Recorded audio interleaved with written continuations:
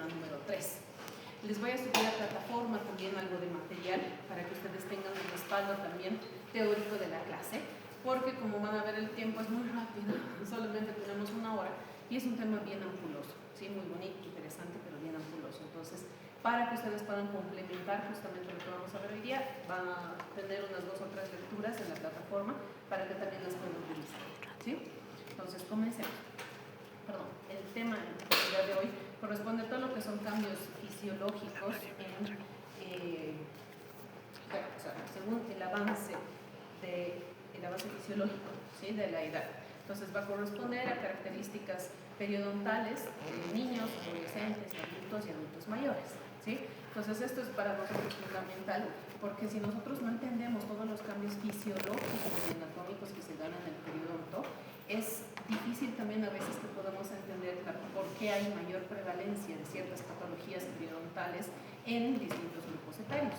Si ustedes igual cuando pasen ya a la clínica y vayan viendo pacientes y los que están en el rode tal vez cuando ya bajen a la clínica, este viernes lo van a ver más, van a ver que por ejemplo los pacientes jóvenes, tanto niños como adolescentes, encontramos prácticamente en el 100% de ellos gingivitis, ¿sí?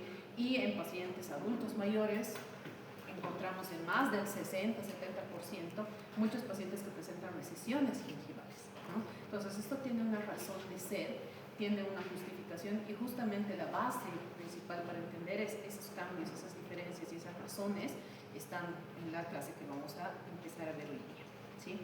Entre los objetivos principales de la clase pues vamos a tener el más importante de todos, que es identificar las estructuras periodontales y las características que estos presentan en niños, en adolescentes y en adultos mayores, ¿no? Va a haber ciertas diferencias que van a caracterizar justamente a cada grupo etario, como vamos a ver en un momento más. También pretendemos analizar los cambios fisiológicos en los tejidos periodontales a lo largo de la vida, entendiendo que estos, al igual que todo el cuerpo, por el proceso fisiológico del envejecimiento, van a ir cambiando, ¿no? Y van a ir presentando diferentes adaptaciones también a la edad y estos cambios, ¿no? Y finalmente, pues aplicar estos conocimientos sobre periodonto en la prevención y el tratamiento clínico, que es lo que ustedes van a empezar a realizar ya desde este año y de aquí en adelante en sus pacientes. Importante mencionar entonces que estos cambios fisiológicos son eso, ¿no? Son fisiológicos, son totalmente normales, inevitables para todos los pacientes. Entonces, con el paso del tiempo, obviamente se van a dar estos cambios que van a afectar a los tejidos y a los órganos generales de todo el paciente, no solamente a la cavidad bucal, por supuesto, sino a nivel general, y van a generar ciertas modificaciones anatómicas y por supuesto también pues, fisiológicas, ¿sí? Dentro de estos cambios fisiológicos que van a afectar a los órganos y a los diferentes sistemas de nuestro organismo, pues están estas modificaciones o estas variaciones que vamos a encontrar también en los tejidos periodontales, ¿sí? Nosotros estamos trabajando, digamos, en la parte de periodoncia sobre 4 tejidos fundamentales, que son ¿cuáles? ¿Qué tejidos componen el periodonto? El cemento radicular, el ligamento periodontal, ¿sí? El hueso alveolar y la encía, que es la única que vemos clínicamente y que podemos valorar en detalle clínicamente, porque los otros 3 necesitamos una valoración o una guía imagenológica, ¿no es cierto?, para tener una idea si más o menos está dentro de los parámetros. Pero dentro de esto es importante saber que por eso estos 4 tejidos que son los que nos atañen a nosotros por la parte de perio, son los que van a presentar modificaciones y variaciones de acuerdo a la edad del paciente.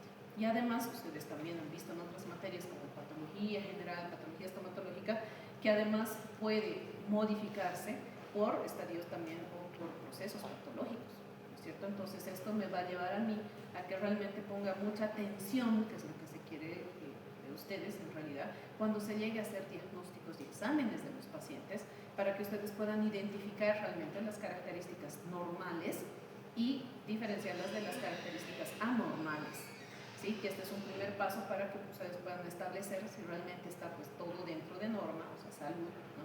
O si hay alguna alteración, por muy leve que sea, porque eso ya se considera una alteración patológica, ¿no? Entonces es muy importante que ustedes también entiendan estas diferencias para que cuando vean a un paciente, niño por ejemplo, y les llame la atención que la encía esté más roja, sepan que por la edad eso es normal. Pero no va a ser normal, obviamente, ver ese enrojecimiento, ese eritema en un paciente, por ejemplo, que ya es adulto y tiene los tejidos pues ya maduros y estables. Porque en ese paciente sí vamos a considerar eso anormal, ¿sí? Precisamente por la edad. Entonces, estas características van a ir cambiando, se van a ir modificando de acuerdo a, por eso las características etarias también de nuestros pacientes y por supuesto también algunas relacionadas con los hábitos. Entonces, estos cambios que nosotros vamos a ver en los pacientes desde el nacimiento hasta el envejecimiento, ¿sí? Están influenciados además por una serie de procesos, ¿no es cierto? Entre ellos, los más importantes, la erupción dental, ¿sí? Es diferente el periodo alrededor del diente primario, alrededor de la dentición mixta, que se va modificando, y también finalmente alrededor de una dentición ya permanente. También va a estar influenciado por la posición dental. Van a ver ustedes también pacientes que tienen los dientes totalmente alineados o aquellos que tienen y presentan mal posición dental, presentan también variaciones en forma, ¿sí? A nivel de hueso también de la encía. La anatomía local, arcos más pequeños, arcos más amplios, más grandes, también por supuesto va a influir en esto, así como los cambios hormonales, ¿no es cierto?, que son los que más vamos a ver en la etapa de la adolescencia principalmente, y en las mujeres, que a veces hay bibliografía que tiene un acápite específico, ¿no es cierto?, para todos los cambios hormonales que presentamos durante la menstruación, el embarazo y la menopausia, porque influyen directamente sobre los 4 tejidos que hemos mencionado y principalmente sobre el tejido gingival. También durante la adolescencia, lo decía, para varones y para mujeres, y efectos del medio ambiente, como hábitos, de que el hecho de que el paciente pueda ser fumador, ¿no es cierto?, principalmente pesado, u otros hábitos como morder objetos, etcétera, etcétera, etcétera. ¿Sí? Entonces todo esto puede afectar justamente e influenciar sobre nuestros tejidos periodontales. Ya entrando en la parte de embriología, esto como un repaso bastante cortito porque ustedes lo deben tener mucho más fresco. Recordar simplemente que el desarrollo de los tejidos periodontales se produce durante la formación y desarrollo de los dientes, y es esto lo que se va a ir modificando a medida que el diente vaya erupcionando dentro de la cavidad bucal, ¿sí? De manera general, como repaso igual, ustedes saben que el órgano dental va a formar el esmalte, ¿no es cierto?, la papila dental, el complejo pulpo-dentinario, y el folículo dental es el que va a encargarse de formar el aparato de inserción, que va a estar compuesto por el cemento, el ligamento y el hueso anular, ¿sí? Entonces, este proceso es bastante complejo, ¿sí?, dinámico, pero se da ya desde la vía intrauterina, ¿no es cierto?, donde vienen los folículos, y se va dando, por supuesto, después del nacimiento hasta que erupcionen y se formen todos los dientes. En cuanto a la erupción dental, de manera igual general, de repaso, tenemos claro que tenemos dos procesos que forman parte de este. Primero, una erupción activa, y segundo, lo que es una erupción pasiva, ¿no? La erupción activa, o donde más bien se pueden resaltar 2 fases principales, la fase prefuncional y la fase funcional, ¿sí? La fase prefuncional es aquella donde vemos básicamente el movimiento del diente desde el lugar de la formación de dentro del hueso hasta la posición final que va a alcanzar cuando éste entra realmente en contacto con su antagonista, o sea, va a haber oclusión. En ese momento esta fase se va a detener y va a dar paso casi inmediatamente a la fase funcional, que es justamente cuando el diente ya entra en oclusión funcional y continúa así en contacto y trabajo durante toda la vida en adelante, y va a haber obviamente un fenómeno de compensación dado por la atrición dental. Esta atrición, entonces, sabemos que es un proceso fisiológico, ¿no es cierto? ¿Cuál sería el patológico? La atrición es fisiológica, estamos viendo que se va a dar a lo largo de toda la vida y es simplemente un proceso compensatorio para evitar que el diente siga erupcionando, digámoslo así, ¿no? Ese es el que mantiene igual el diente en su posición. ¿Qué sería lo patológico? La contraposición a la atrición.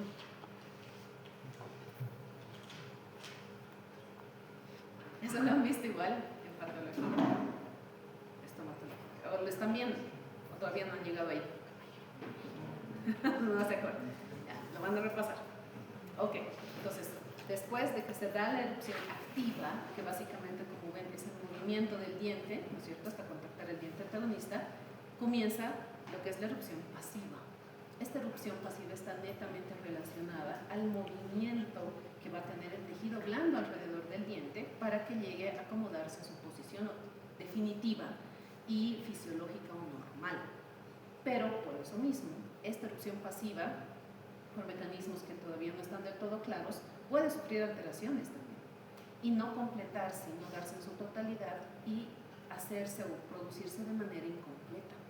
Por eso en algunos pacientes vemos más o menos esta situación donde ya son adultos, pero las coronas clínicas se ven cortitas, parecen dientes de niño, ¿no? Porque la erupción pasiva se ha alterado, y de hecho así se denomina erupción pasiva alterada, ¿no?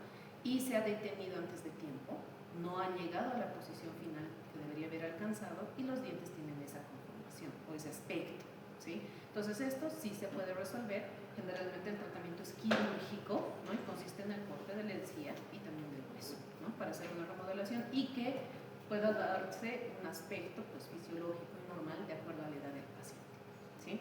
Entonces esta erupción pasiva consiste en la migración apical del complejo dentogingival hasta llegar a la posición normal, que es a nivel del límite melocementario o 1 milímetro incisal o oclusal del diente, ¿sí? Esa es la posición normal de la encía.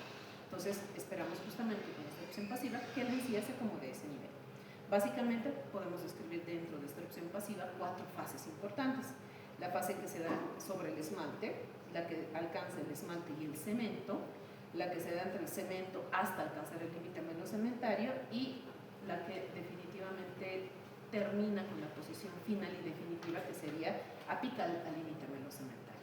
Pero como les digo, en algunos casos esto puede variar y detenerse, por ejemplo, a nivel del esmalte, ¿no? Que es la razón por la que vemos las coronas clínicas así de cortas, ¿no? Esto en un niño es normal, en un paciente adulto no, ¿sí? Entonces es importante por eso que se acuerden bien del proceso de la erupción. En el examen clínico son detectables entonces algunas diferencias dentro de los parámetros clínicos. Ustedes van a empezar a atender pacientes de diferentes edades, de diferentes situaciones, igual dentro del amplio margen de salud y de enfermedad que pueden presentar los pacientes, y por supuesto, una vez más, tienen que tener en cuenta ciertas características de acuerdo a la edad también del paciente, ¿sí? No va a ser lo mismo tener los pacientes pediátricos, ¿no es cierto?, donde recién están erupcionando los dientes y que sí deberían ya asistir a controles por lo menos odontológicos, generalmente obviamente como odontopediatras que son los responsables de esto, pero también como odontólogos generales nosotros podemos guiar a los padres y a los tutores responsables para que comience el niño a asistir a controles, básicamente para ver si la erupción está siguiendo un proceso fisiológico normal, sin alteraciones, porque pueden darse problemas. Pueden haber dientes neonatales, donde el niño ya nace con dientes.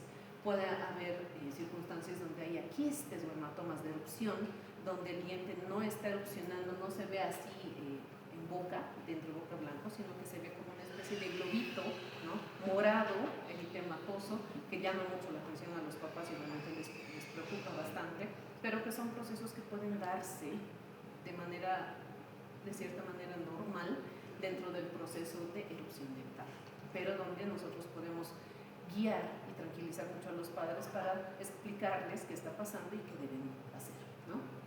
En pacientes ya un poquito más grandes, donde tenemos una dentición primaria ya completa con los 20 dientes en boca y donde característicamente pues vemos los diastemas, ¿no?, entre todos los dientes, generalmente más anteriores de los niños, que esto también se considera una característica pues deseable incluso, y que desgraciadamente en pacientes niños van a ver que pues vemos a veces cada vez en menor frecuencia, ¿no?, debido a que estos espacios que quedan o que se forman entre los dientes pues son los precursores para el futuro espacio que se va a requerir para los dientes permanentes cuando el niño ya cambie de dientes.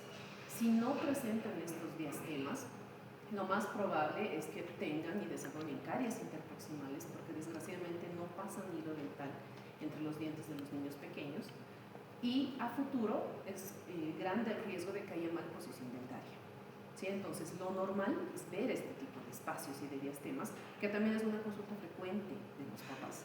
Entonces mi hijo tiene muchos espacios, tiene huecos entre los dientes, ¿no? Entonces esto es normal y una vez más deseable, ¿sí? De hecho van aumentando a medida que el niño también va creciendo, ¿no?, hasta que comienza el proceso de recambio dental. Entonces esto es lo normal. Lo que no sería muy normal es que no tenga espacios, una vez más, que es lo que desgraciadamente vemos con cada vez más frecuencia. Entonces, si los espacios están cerrados, el niño sí o sí necesita realizar higiene con hilo dental, y si los espacios están abiertos, podría usarse solamente cepillo y el hilo a nivel posterior, ¿sí? Pero ya en la parte de perio, ¿qué me da o qué forma adquiere la encía cuando los dientes están así separados y presentan diastemas? Si ustedes se fijan, la encía parece más baja, más chatita. No está muy marcado el festón que característicamente vemos en un paciente adulto, por ejemplo, donde ya no hay espacios y los dientes están con puntos de contacto bien desarrollados y definidos, ¿sí? Sino que al tener espacios y diastemas grandes, generalmente tenemos papilas achatadas, y así también se define y se describe en la bibliografía, ¿sí? En la literatura. Entonces, las papilas gingivales no son tan altas en los niños, son más chatitas por la presencia de diastemas. En esta foto sí se ve muy rosa coral el tejido de los niños, pero generalmente en los niños el tejido es más eritematoso, más rojizo, por razones que les vamos a describir en un momento más, pero adelantándome un poco, al ser un tejido joven, ¿no es cierto?, el epitelio es más delgado y entonces los vasos sanguíneos se ven con mayor claridad, ¿no? Se traslucen con los tejidos. Entonces, tejidos delgados, mayor vascularización, igual a un color más rojizo. Entonces, en un niño ese color rojizo es también normal, ¿sí? Podemos ver otro tipo de pacientes, aquellos que ya han pasado por dentición primaria, la dentición mixta y ahora están netamente en una dentición permanente, donde es un individuo joven, ¿no?, de repente un adolescente, donde tenemos ya la presencia de puntos de contacto, como les decía, y el festón característico del tejido gingival, ¿no?, con papilas completas, bien conformadas, de una altura variable, porque de acuerdo al fenotipo del paciente, estas van a ser más largas, más triangulares, más piramidales, y otras veces son un poco más cortas, pero marcando muy bien el festón del diente alrededor, ¿no?, o alrededor del diente.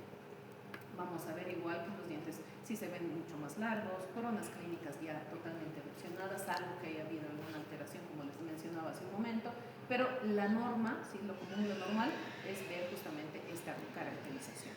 Aquí nosotros ya podemos, sí, exigir un poco la presencia del color rosa coral pálido, que es el que se define como compatible a salud periodontal, y en algunos casos incluso ya podemos detectar la presencia de pigmentación melánica.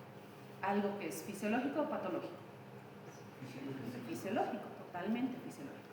Y esto es importante igual no perderlo de vista, porque es otra consulta también frecuente, a veces de los papás de los niños, que están preocupados y dicen, le ha salido algo negro, no tiene las encías negras, ¿no? Entonces es bueno explicarles que esto es algo totalmente fisiológico, no es nada de qué preocuparse, ¿sí? Pero obviamente pues si adquiriera otro tipo de característica, ¿no?, como que hay una alteración en el color, en la forma, en la extensión, eso sí nos podría llamar la atención. Eso seguramente lo van a ver con mayor detalle este año en semiología estomatológica y en patología estomatológica, para detectar posibles procesos malignos, ¿no?, pero que tienen características muy distintas, ¿sí? Ver generalmente este tipo de presencia de pigmento así en un paciente se puede considerar totalmente normal, ¿sí? Pero esto va a ser variable, puede extenderse a todo el arco, puede ser arco superior, arco inferior, puede ser muy delgada la línea, puede ser muy gruesa la banda. Hay clasificaciones justamente para identificar y mencionar de mejor manera este tipo de melanosis gingival, pero eso ya lo van a ver también ustedes más adelante. Pero por ahora lo principal es saber que esto es normal, ¿sí?, fisiológico. En cuanto a pacientes ya adultos, ¿no?, 30, 40 años, pues las conformaciones y las características van a ser muy similares, porque estamos hablando de dientes permanentes, totalmente erupcionados, y con ciertas tal vez alteraciones que ya podemos ver más relacionadas a los hábitos. Que el paciente sea fumador, que el paciente utilice un cepillo muy duro, la presencia de repente de recesiones, de pérdidas de dientes, que nos provoquen igual pérdida de papila dental y de hueso interproximal, ¿no?, que va a ser una característica más frecuente en pacientes adultos. Y ya en pacientes de edad más avanzada, de la tercera edad o ancianos, ¿sí?, que cada vez vemos en mayor frecuencia, ¿no?, porque se ha mejorado mucho la esperanza de vida. No es extraño ya tener pacientes de 80, de 90 o hasta centenarios, ¿no? Porque este porcentaje de población irá aumentando con los años y tengan por seguro, está calculado por la OMS que hasta el 2050 por lo menos esta población se duplique. Entonces tenemos que también tener en claro qué podemos ver en estos pacientes y qué también podemos hacer para mejorar su calidad de vida y por supuesto pues, su salud bucal en general, ¿no? Entonces en estos pacientes de la tercera edad es mucho más frecuente ver ya la presencia de recesiones gingivales. Estas recesiones gingivales no quieren decir automáticamente que el paciente tenga una periodontitis, por favor. Para diagnosticar una periodontitis tiene que haber saco periodontal, o sea, una profundidad de surco igual o mayor a más de 3 milímetros, o sea, de 4 para arriba en realidad, ¿sí? Entonces, si no hay saco periodontal y si hay recesión, pues no hay periodontitis, porque hay solo una recesión gingival. Ahora, si hay un saco periodontal y hay recesión, por supuesto, eso es una periodontitis. Pero el signo patognomónico de la enfermedad periodontal, de la periodontitis como tal, es el saco periodontal, no la recesión, ¿sí? Pero, ¿por qué nos interesa ver si hay o no hay recesiones? Porque esto incrementa el riesgo de caries en un paciente, porque es muy diferente el esmalte al cemento. Y desgraciadamente al ser un cemento acelular, que es muy delgadito, ustedes saben, a nivel cervical, generalmente el cemento se pierde y lo que vemos es dentina expuesta. Con más razón, tiene más riesgo aún de desarrollar caries radicular. En pacientes entonces de la tercera edad, vemos que hay una disminución en la funcionalidad, no solamente de la fisiología en cuanto a la producción de saliva, a la calidad de saliva y a la calidad de defensas que va a montar el hospedero frente a una posible infección, ¿sí? Sino que también en muchos casos los pacientes de la tercera edad presentan hiposalivación, ¿sí? Entonces al aumentar la sequedad bucal aumenta su riesgo de caries y enfermedad periodontal, que son las dos patologías más prevalentes en la población mundial, ¿sí? Además, pacientes de la tercera edad generalmente presentan patologías sistémicas, diabetes, hipertensión y otras que pueden requerir también la ingesta de uno o más fármacos que desgraciadamente también producen hiposalivación o serostomía. Entonces, esto nos complica mucho más la situación por lo mismo que mencioné anteriormente, ¿sí? Entonces, si a ese cuadro le aumentamos además que en las personas de la tercera edad, no en todos, pero en muchos casos, la higiene oral se vuelve deficiente, ¿no? Nos empeora más la situación, porque muchos de ellos a veces tienen problemas articulares y les cuesta mucho tomar adecuadamente el cepillo y hacer una buena higiene oral, ¿sí? Y esto empeora más aún, porque desgraciadamente en pacientes de la tercera edad, ¿sí? La dieta también cambia y no es de las mejores. Como en muchos casos han perdido varios dientes, la dieta se vuelve mucho más blanda y más rica en carbohidrato. Entonces es una dieta caliogénica, ¿sí?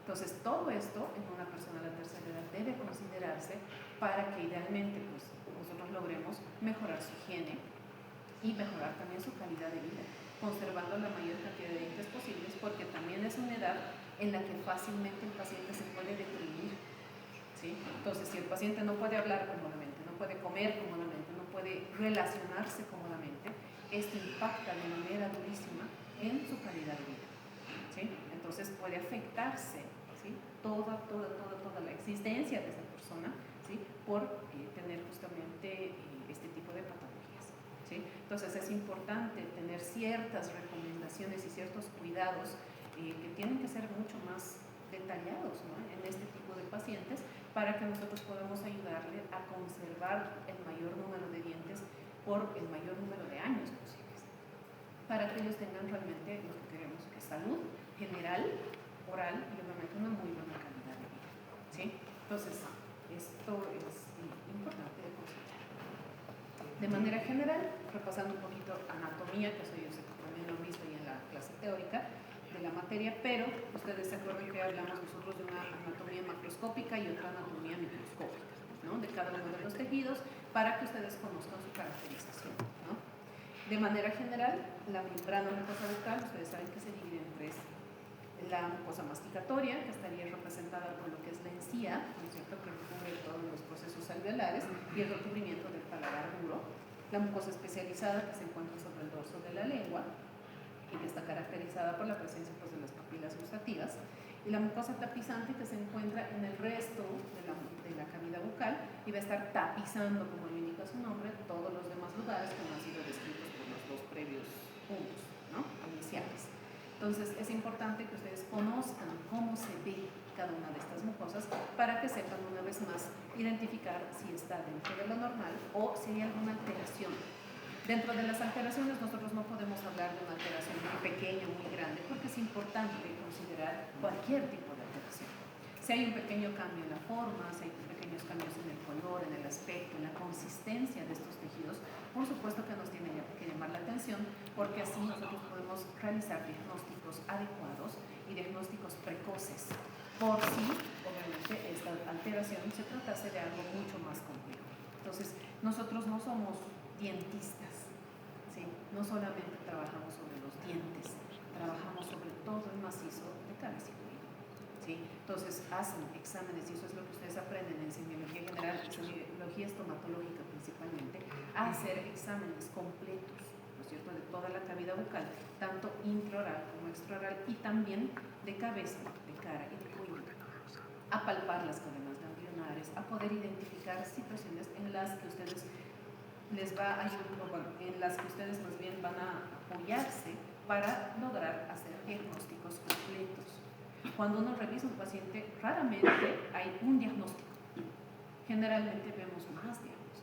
Puede haber un diagnóstico a nivel dental, un diagnóstico a nivel periodontal, un diagnóstico a nivel pulpar, diagnóstico a nivel de ATM, en fin, ¿sí? Entonces, es importante que ustedes igual afinen ahora en conocimiento, por supuesto, teórico que van a adquirir, pero ya cuando empiecen a atender pacientes también ese conocimiento clínico, ¿sí?, para poder reconocer las estructuras del paciente y que ustedes sepan realmente definir si esto es normal o es anormal, si está dentro de la salud o está dentro de la enfermedad, ¿sí?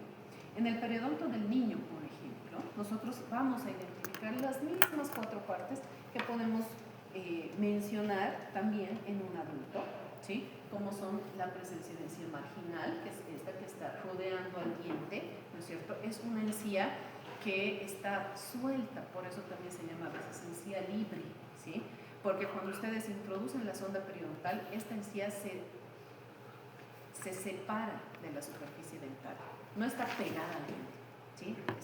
Introducimos la sonda, vemos que esta se separa aproximadamente de 1 milímetro, más o menos, ¿sí?, y es solamente esa región la que corresponde a la encía marginal, ¿sí?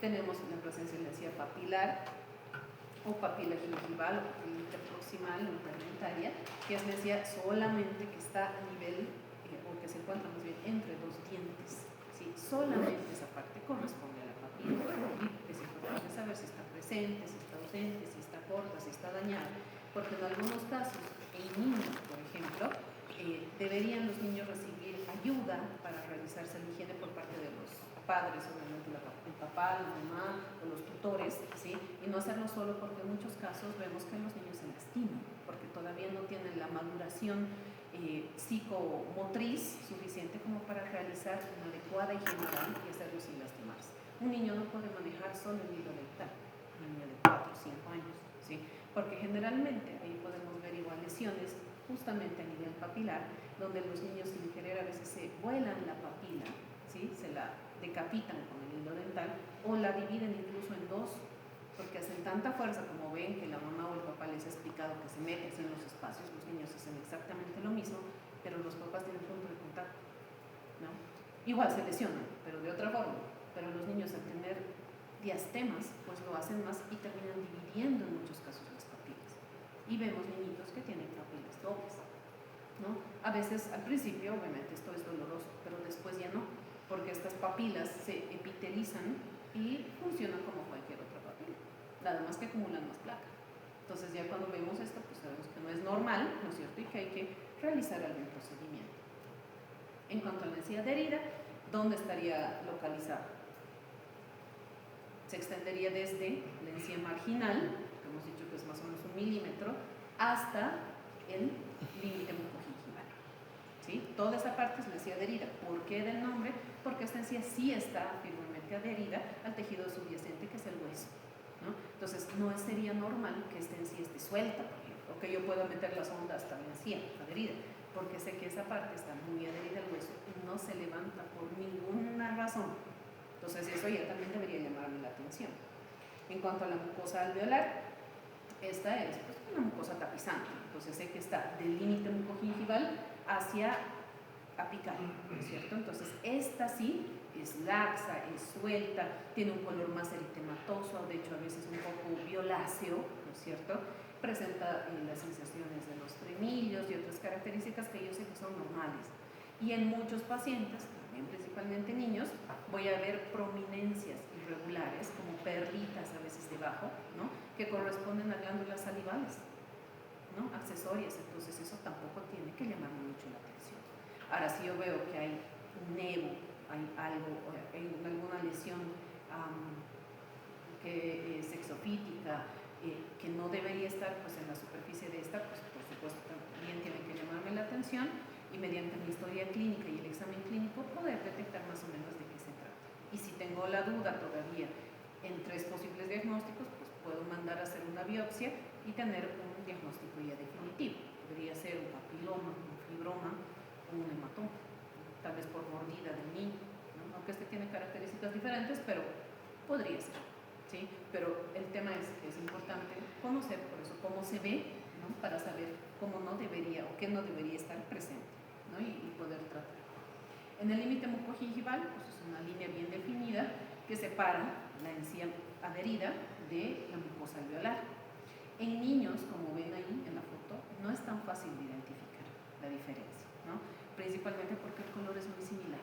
Son tejidos jóvenes, delgados, muy vascularizados, entonces no es tan fácil como en un adulto, ¿no? En el adulto estiramos el labio y se nos marca el límite mucogingival, ¿no? Se nos dibuja muy bien. Aunque en algunos también puede haber dificultad, pero es raro, ¿no? Pero esto es más frecuente en niños. Entonces lo que podemos hacer a veces es utilizar una solución que pigmente, como una... hay gotas que nos sirven para regular placa bacteriana que pueden aplicarse en la mucosa y esta se pigmenta mucho más fuertemente que la encía adherida. Entonces así nos ayuda a definir claramente dónde está nuestro límite mucogingival, ¿no? A veces esto también se hacía con alcohol yodado, pero lógicamente no está recomendado porque mucha gente es alérgica al yodo, ¿no? Por eso se prefiere ahora las soluciones que utilizamos para pigmentar biofilm dental. En cuanto al periodonto del niño, entonces vamos a ver que al igual que en un adulto, nosotros vamos a considerar 5 características que son las que evaluamos para saber si hay normalidad o no. La primera es el color. La segunda, ¿cuál es? El nevado ya es, ¿cierto? En teóricas. ¿Qué características clínicas evaluamos en la encía? ¿O no lo han visto todavía? Debería. Ya. Es color, forma, tamaño, posición y consistencia. Esas 5 características nos ayudan a evaluar el estado de salud de la encía, ¿sí? Entonces, en la primera, en el niño, refiriéndonos a color, vamos a ver que en la literatura, por eso también se refiere como un color rojizo o ligeramente más eritematoso, porque hay mayor vascularización. Y lo que les indicaba hace un momento, de hecho podemos ver así tal cual los vasos sanguíneos que corren a través de la superficie, ¿sí? Y esto es algo común de ver, ¿sí? Entonces le da un color ligeramente más rojizo. También tiene que ver con el tipo, la cantidad y la distribución de melanina. Acá ya podemos ver en algunos niños que presentan cierta pigmentación, que es variable, en algunos muy poquito, en otros nada y en otros sí mayor cantidad de pigmentación. Una vez más, hemos dicho esto es fisiológico, ¿sí? Tiene un fuerte componente igual racial, entonces es bueno explicárselos a los papás para que estén tranquilos. Muchas veces han asistido niñitos a la clínica y los papás nos han pedido que hagamos la valoración o retiremos ese tejido. En un niño esto no es aconsejable porque está en crecimiento y en desarrollo. En un adulto sí se puede realizar y lo hacemos, lo van a hacer al año como técnica quirúrgica de despigmentación melánica o peeling gingival. Y varios de los compañeros se han animado y se han hecho. Pero en un niño, jamás, ¿sí? Entonces, esto se espera, el niño sigue creciendo, desarrollándose, y si más adelante él tomara la decisión de hacérselo, pues se lo hace. Pero de niño, jamás. Otra razón para que el color sea así es que el epitelio oral es más delgado, como les decía, y no solo el epitelio, sino también el tejido conectivo. Este también es un tejido más joven, que tiene más contenido celular, ¿no?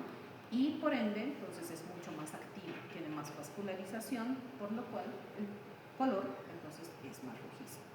Depende también de la cantidad del tejido conectivo. Les decía que este es más abundante pero más laxo, todavía está más desorganizado, no está tan bien, tan maduro como en un adulto. Entonces este tejido, al ser más laxo y más abundante, pues nos permite también translucir mucho más fácilmente los vasos sanguíneos. Esto obviamente va a ir cambiando a medida que el niño vaya creciendo y vaya engrosando y madurando estos tejidos, con lo cual va a obtener el famoso color rosa coral pálido. Pero al inicio, por la delgadez, la inmadurez de los tejidos y la alta vascularidad, el color entonces es rojizo.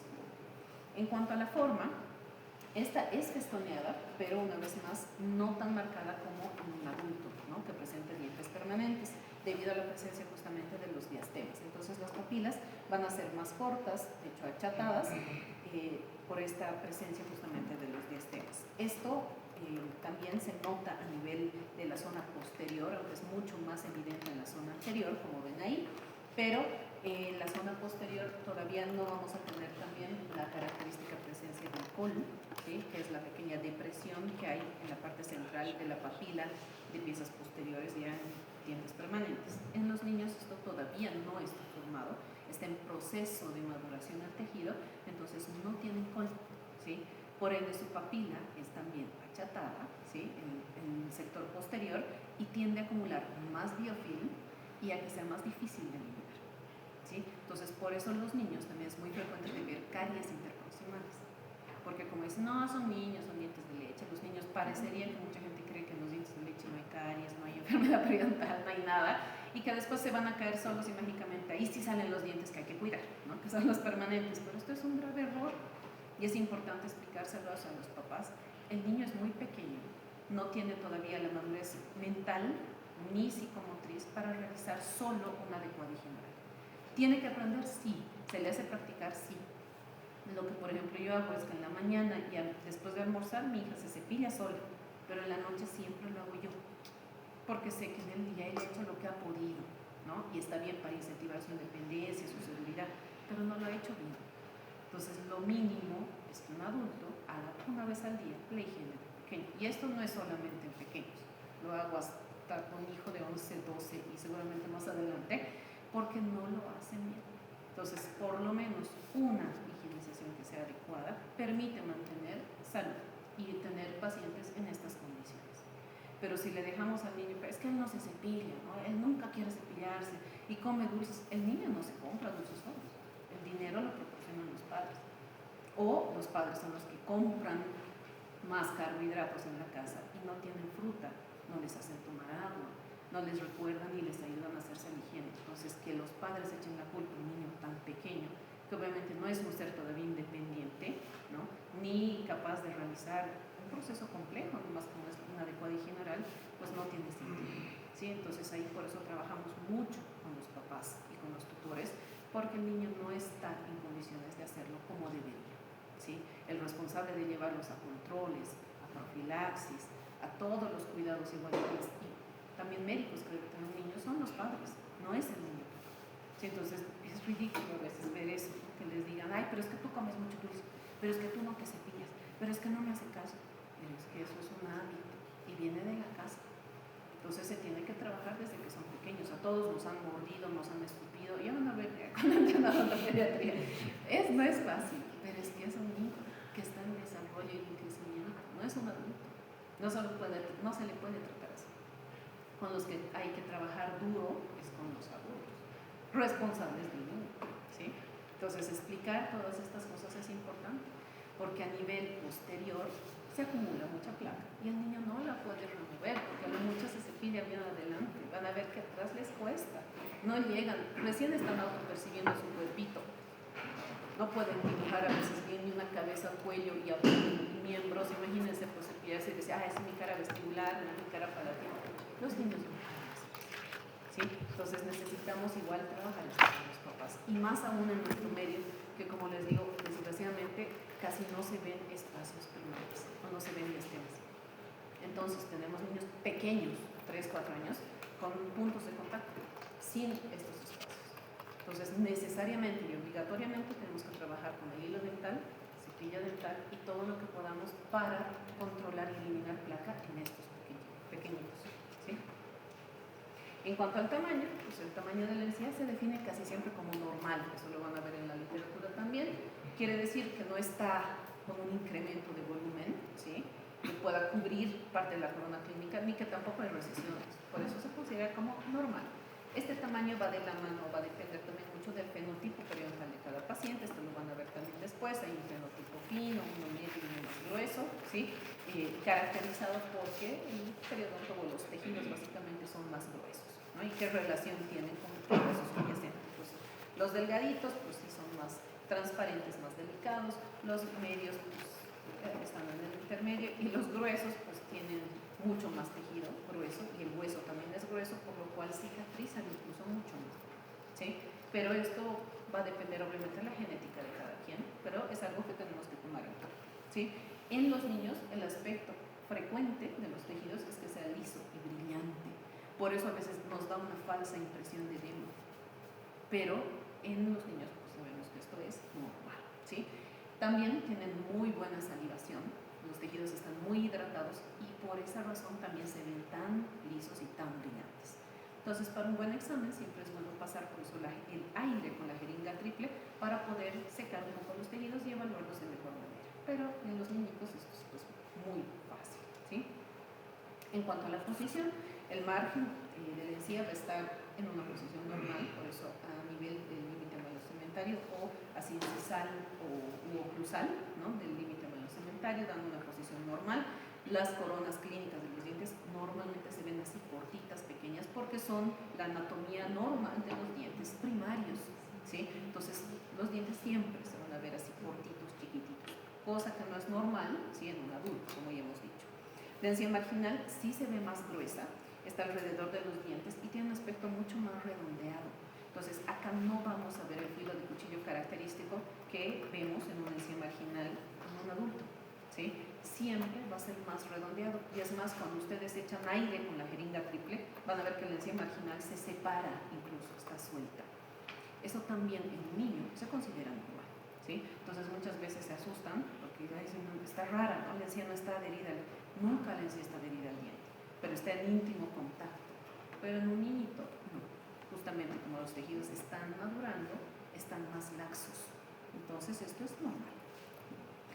La posición también va a estar influida por la complexión cervical a nivel del límite melocementario, o sea, la anatomía dental, ¿sí? Entonces en los dientes anteriores suele verse más adaptación y en los posteriores suele verse lo que les digo, que se siente y se vea y se observe esta laxitud, ¿no? La encía libre forma parte de la pared blanda del surco gingival y por eso justamente es que se separa tan fácilmente de la superficie dental. En cuanto a la consistencia, esta consistencia sí, por la inmadurez, ¿sí?, que les digo, y por la laxitud de los tejidos, se ve mucho más flácida, más blanda y más retráctil, porque justamente el tejido está inmaduro.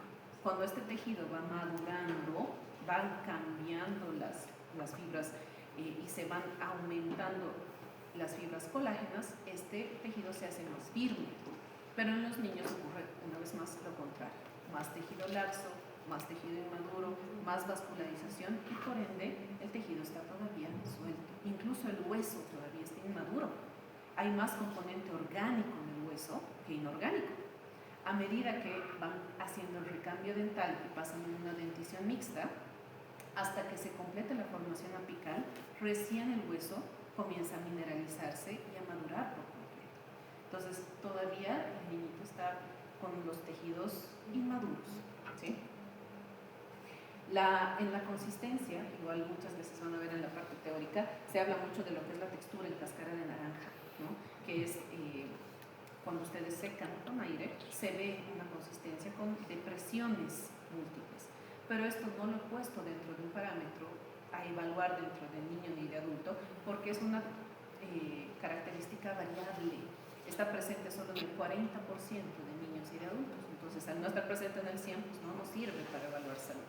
Solamente que sabemos que si está presente, pues es una característica igual fisiológica, ¿no?, dentro de cualquier paciente, pero solo está presente en el 40% de la población. Entonces, no nos sirve una vez más para nuestra evaluación.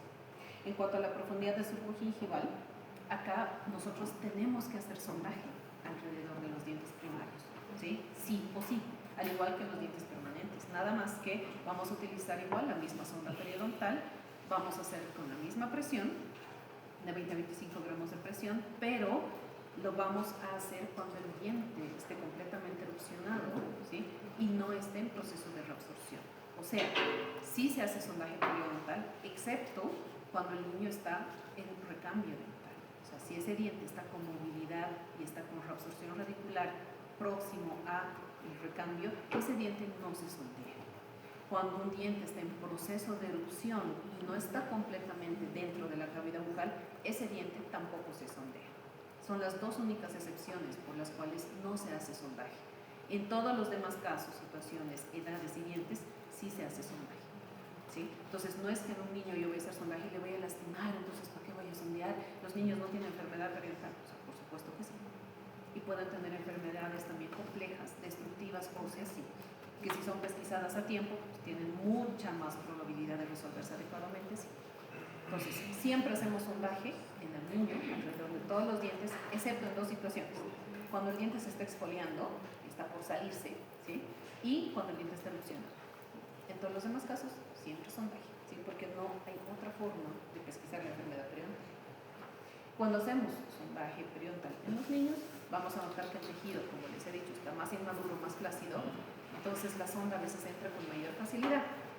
No se asusten, igual van a llegar hasta el fondo del surco saco, ¿sí?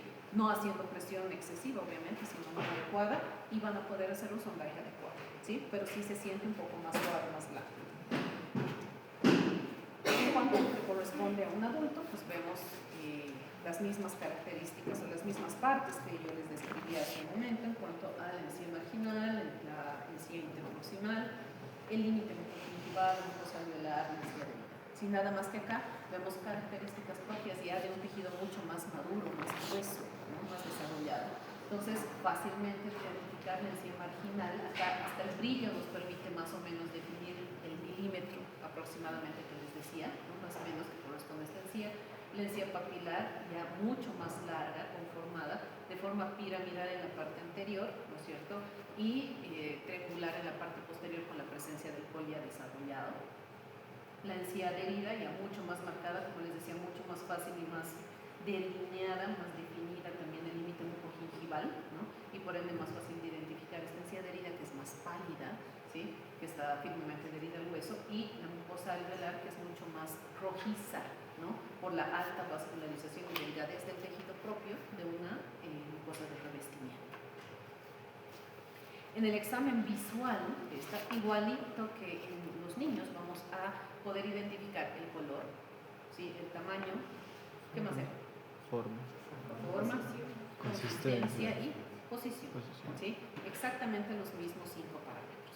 Entonces, aquí ya en la encía de una persona que ya tiene la dentición secundaria, la dentición permanente ya completa, hablamos de adolescentes, de adultos jóvenes y adultos medios, ¿sí?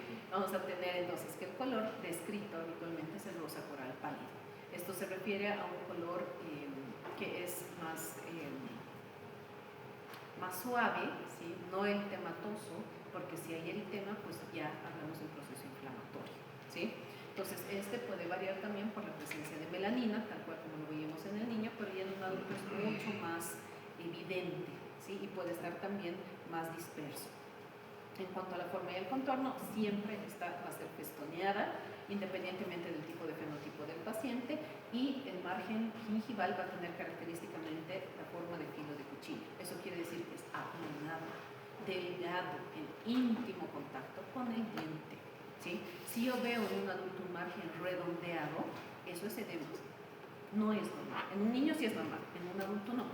En el adulto debe ser aplanado, ¿sí? Porque si no, una vez más, el tejido está edematoso, ¿sí? Inflamado. La consistencia de un adulto siempre firme y fibrosa, ¿sí? La encía es resiliente, no es edematosa. Eso ustedes igual lo van a ir viendo en exámenes que vayan realizando en semiología general y semiología estomatológica, donde les enseñan a diferenciar, ¿no es cierto?, a través de los signos de Bode cuando hay edema. Entonces, lo mismo se puede aplicar en encía. Cuando ustedes hacen presión con la sonda periodontal, ¿sí?, puede darse cuenta si el tejido está resiliente o si está edematoso.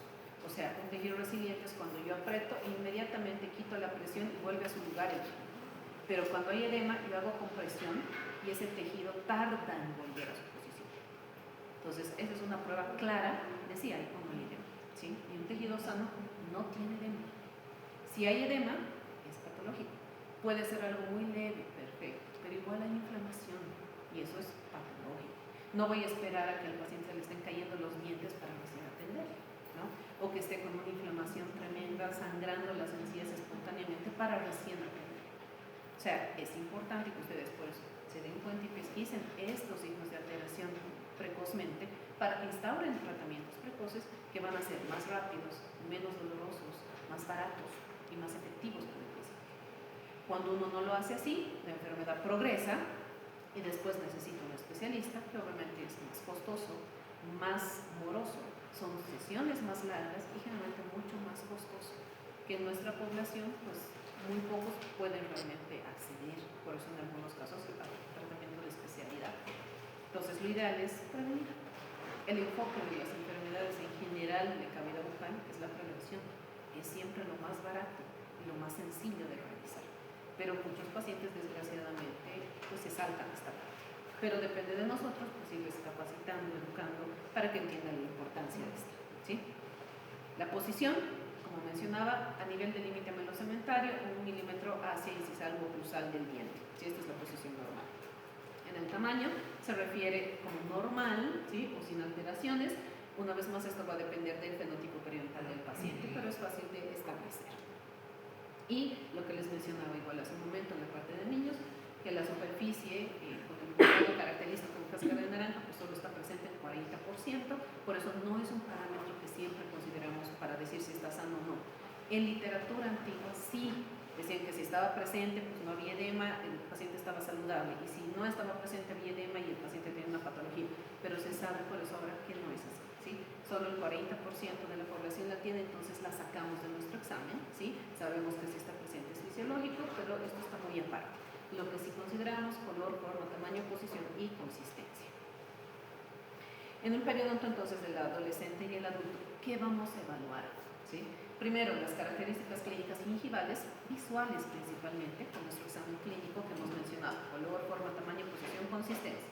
Después, vamos a evaluar el nivel de calidad de higiene oral que tiene, o la calidad de higiene oral que tiene, ¿sí? Si es excelente, si es buena, si es regular, si es mala o es pésima, ¿sí? Porque si yo no modifico, no cambio el nivel de higiene oral que tiene el paciente, no va a servir de nada prácticamente el tratamiento, los tratamientos que yo vaya a realizar, porque el paciente nuevamente va a venir, seguramente en un corto plazo, va a volver, y va a volver, y va a volver, y en esas vueltas lo más probable es que también pierda dientes, porque cada vez el paciente pues, se va a ir descuidando, la mayoría sí o no que vuelve cuando se quiere hacer alguna extracción o cuando duele, pero no tienen todavía ese hábito de venirse a hacer controles pues cuando no duele, cuando está sano, y solamente para controlarse, porque hay una inversión, ¿no?, de las necesidades del paciente, desgraciadamente. Entonces esto es importante de valorarlo y cambiarlo para mejorarlo, y que así el paciente tenga riesgos bajos de tener caries y enfermedad periodontal, ¿sí? Se va a hacer un sondaje periodontal siempre, alrededor de todos los dientes, se aplica 0,25 newtons de presión o de 20 a 25 gramos de presión. La profundidad normal de un surco yo sé que es de 0,5 a 3 milímetros, entonces si está por encima de esto, sé que es patológico, ¿sí? Este sondaje periodontal me va a permitir a mí entonces determinar la profundidad del sondaje para saber si hay o no hay sangre, el sangramiento al sondaje para saber si hay o no inflamación, presencia de supuración probablemente, una infección focal muy activa, la posición de encía y el nivel de inserción clínico que también se anotan en el periodonto oral. Voy a poder consignar la movilidad dental para saber si hay o no.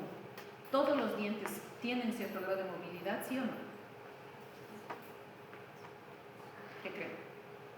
¿Los dientes tienen cierto grado de movilidad fisiológica normal o un diente normal más bien no se mueve? Sí, los dientes normales sí se mueven, pero es un movimiento casi imperceptible.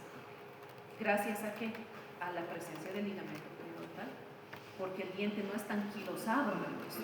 Un diente anquilosado evidentemente no tiene movilidad, porque está adherido al hueso, ¿sí?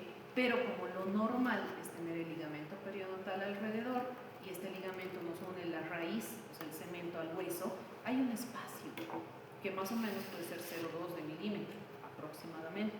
Eso permite que el diente tenga un movimiento fisiológico. Pues no somos perros, ¿no? Mordemos y sentimos, tenemos una percepción exquisita para sentir que estamos mordiendo. Si mordemos un cabello se siente, ¿no es cierto? Una lámina de papel en un pedazo de chocolate que se nos ha ido un poquito de papel aluminio, se siente, ¿no? Esa percepción exquisita realmente es del ligamento periodontal. Entonces los dientes se mueven, pero tienen una movilidad fisiológica que generalmente es menor a 1 milímetro. Para el resto de los comunes, imperceptible. Como ustedes van a ver que se van a dar cuenta y sí la van a percibir. Entonces esa es fisiológica. La patológica es la que es mayor a la fisiológica, o sea, más de 1 milímetro. Y esa sí es muy perceptible. Cuando hacemos el examen de movilidad dental, ¿sí? Pues puede ser solo horizontal, puede ser también vertical, ¿sí? Por eso es importante hacer el examen. Porque el paciente a veces ni se da cuenta, su diente puede estar así, pero como él todos los días está utilizando los dientes y se mueve, ya se acostumbra, no se da cuenta. Pero cuando nosotros hacemos el examen, ahí consignamos. Y una vez que encontramos presencia de movilidad, hay que saber la causa.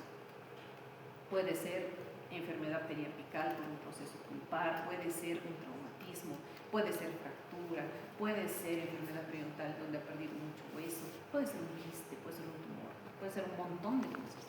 ¿Sí? Hasta una obturación alta que no haya sido bien pulida o bien conformada. Entonces, siempre que hay movilidad dental, pedimos una radiografía para saber cuál es la causa exacta y hacer el tratamiento adecuado. Pero, ahora ya saben que la movilidad dental fisiológica pues, es normal, ¿no?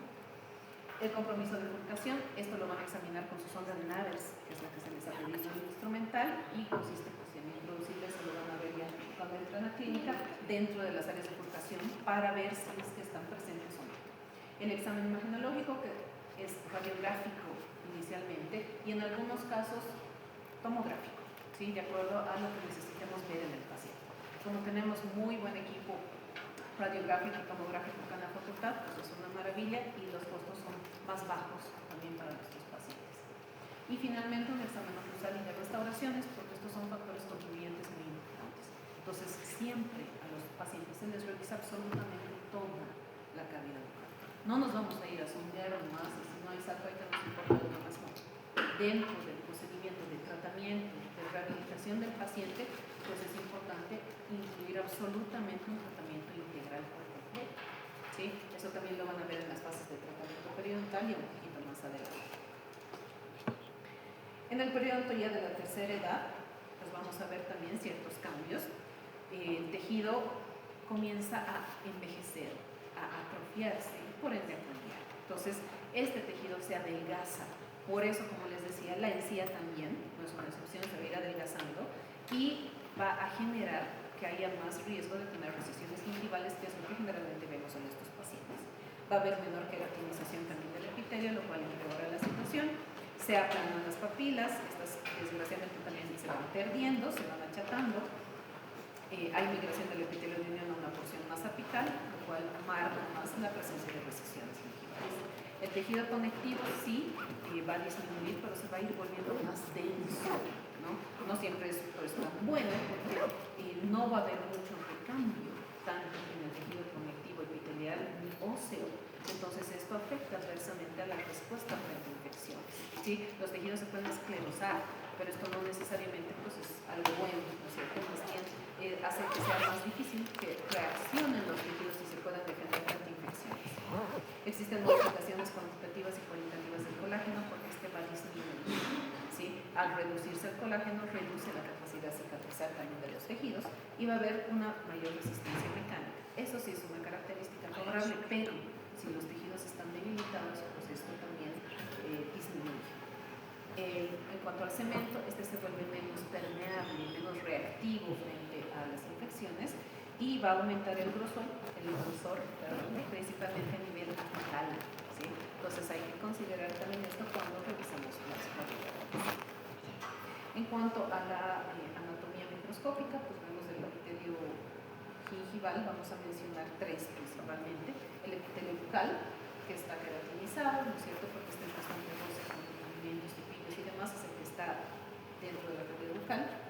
mirando al exterior, el epitelio del surco brevice, que está dentro del surco, ¿sí? Mirando hacia el diente, y por ende es orto para queratinizado porque no necesita mayor queratinización, ¿sí? Y el epitelio de unión, que es el que está apical al epitelio del surco, ¿no es cierto?, ya en contacto con la superficie radicular, unido a a través de los semidesmosomas, que es el más importante y el que tiene que fisiológicamente funcionar y trabajar bien. Tiene que estar en constante recambio para que pueda realmente ejecutar su funcionalidad principal, que es la defensa frente a microorganismos, ¿no? El que se produzca y esté en contenido de fluido gingival clavicular, el que fácilmente permita que lleguen las células defensivas para eliminar las bacterias que siempre están presentes a este nivel, etcétera, etcétera, ¿no? Entonces, este epitelio de unión tiene una actividad cicatrizal, una actividad de recambio muy alta, porque es clave, ¿no?, para mantener por eso la homeostasis y la salud periodontal. Como resumen, entonces, esta pequeña tablita de las características comparando